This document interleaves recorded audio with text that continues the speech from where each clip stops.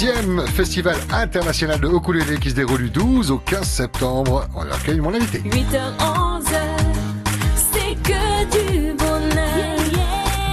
Viens chercher bonheur. Bonjour Vanessa. Bonjour Pascal. Vanessa Cuneo, avec qui on va avoir toutes les informations concernant ce deuxième festival international. Avant cela, une bonne nouvelle, Manawayne, on en parlait en antenne, le spectacle que vous avez vu, qui est magnifique, et d'où la supplémentaire. D'où la supplémentaire. C'est ça, c'est le 10 septembre à 17h, c'est le dimanche. Hein, c'est le dimanche, voilà. C'est ça.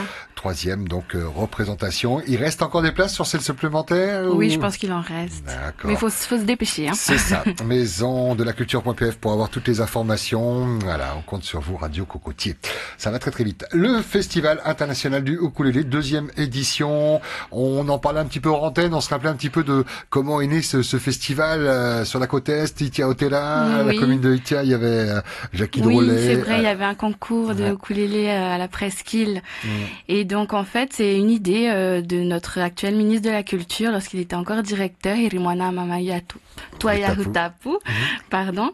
Et donc, c'est lui qui a eu l'idée, et une idée qui s'est concrétisée il y a 2 ans, en 2015. Du coup, c'est international maintenant. C'est international. Il y a 2 ans aussi, c'était international.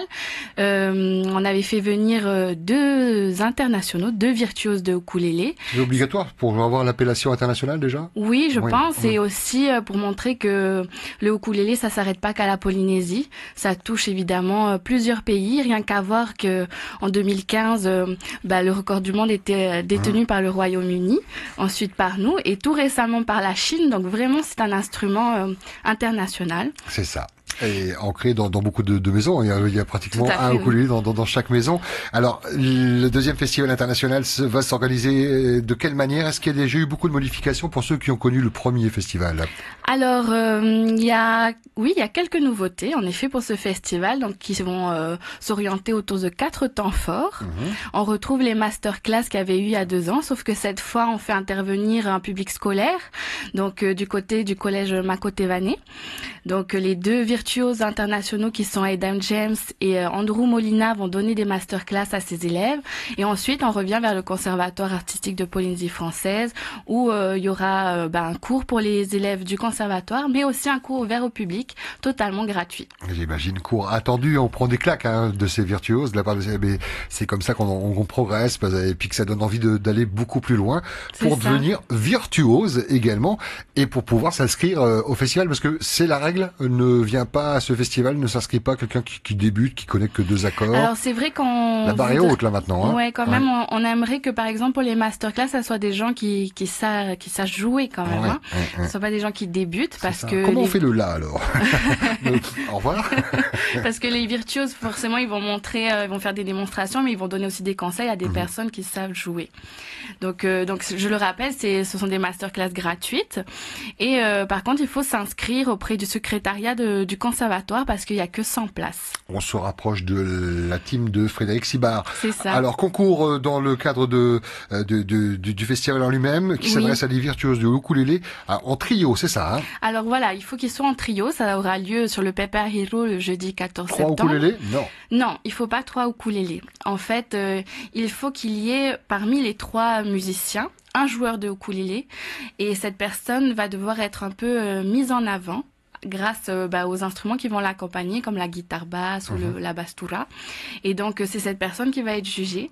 Et ça sera eux qui vont gagner si jamais ils rentrent dans les catégories virtuoses. Et là, vous en êtes où? Au niveau des inscriptions, beaucoup d'inscriptions? Alors, les inscriptions se font un peu timides. C'est pour ça qu'on appelle aussi à venir nous voir, à venir se renseigner au moins. C'est quoi la difficulté? Qu'est-ce qu'ils vous disent? Moi, je veux bien venir tout seul, mais j'ai pas de basse, j'ai pas de guitare. C'est de former le trio? Peut-être que ça doit être ça, mais c'est surtout parce que, alors avant, on demandait à ce que les personnes qui viennent s'inscrire soient forcément patentées ou en association, à cause du fait qu'on soit une administration.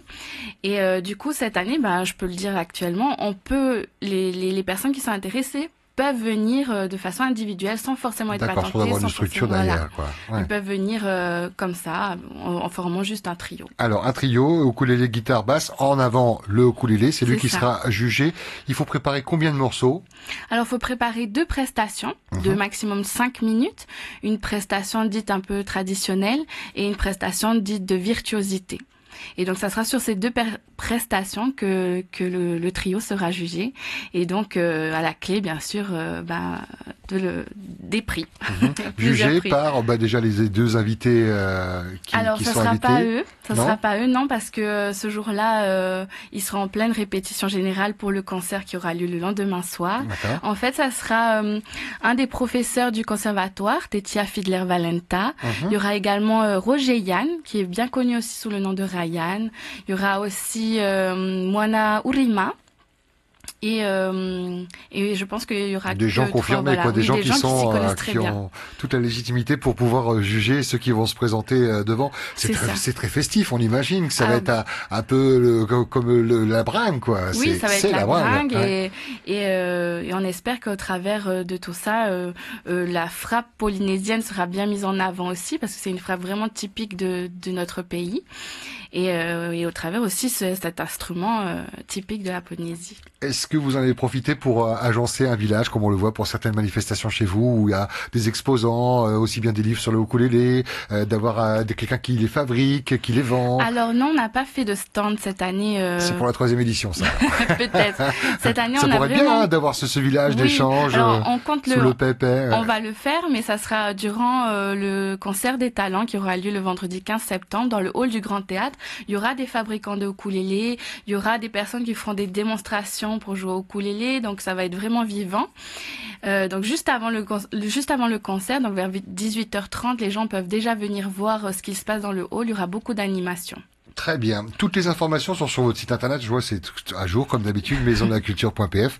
Également la page Facebook. Oui. Un petit mot sur les prix. Premier prix, 90 000 francs. Ça, oui. c'est pour le concours. Hein. Oui, c'est pour le concours, donc ça va jusqu'à 90 000 francs. On est un particulier, on vient faire 2 morceaux, maximum de 5 minutes. On peut repartir avec 90 000 francs. Il y a le deuxième prix à 75 000, troisième prix à 50 000 francs. Il y a les prix spéciaux également. Oui. Espoir jeunesse, à partir de quel âge qu'on peut venir jouer? Alors, à partir de 16 ans. 16 ans. Oui. Okay. Avec un accord, bien sûr, des parents. Un accompagnant. Vous attendez du monde? Ben oui, on attend du monde parce que les inscriptions sont gratuites, bien évidemment, mais aussi la soirée est gratuite et est ouverte au public.